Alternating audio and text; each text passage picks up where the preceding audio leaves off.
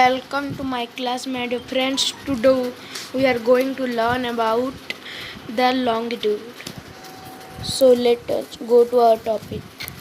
So you can see this is our earth, and we have drawn many imaginary lines in this earth. So the vertical imaginary lines that we have drawn on the earth like this are longitudes. The vertical imaginary lines are longitudes. So the length of each longitude is same. They meet at the poles at this place. This is the pole. They may meet in this point. Okay.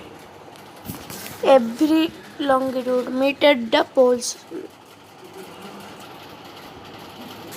So I have told you that the longitudes, every longitude's length is same, so it was difficult to find which longitude will be the main longitude. So all the country decided that the longitude passing through Greenwich near London will be the prime meridian or the main longitude. You can see this is the prime meridian.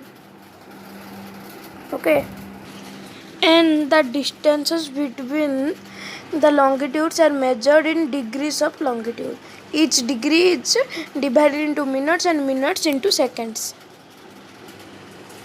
So I have told you that this is the prime meridian, and the prime meridian divides the earth into two hemispheres, eastern hemisphere and western hemisphere. Okay. So in every hemisphere there is 180 longitudes. In the eastern hemisphere and in the western hemisphere there is 180, 180, 360 longitudes, including the prime meridian.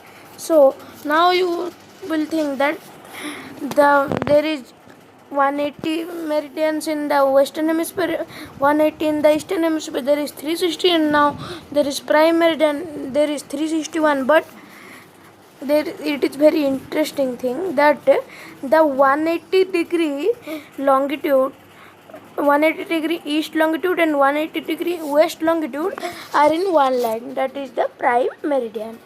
Okay. So now we have learned about the longitudes. Now we will learn about the grid. You can see this is a grid, and longitudes are vertical imaginary lines and latitudes are horizontal imaginary. You can see that these are horizontal imaginary and these are latitudes and these are longitudes. Like this, when the latitude longitude intersect each other, they makes one point. So when they interject each other, they makes one point like this. This points indicates a grid, and by a grid we can know the location of the place by its degree. Okay. So now you can see this picture. These are many countries, continents and oceans here. So you can see also these lines. There are some lines like this. You can see this is a line.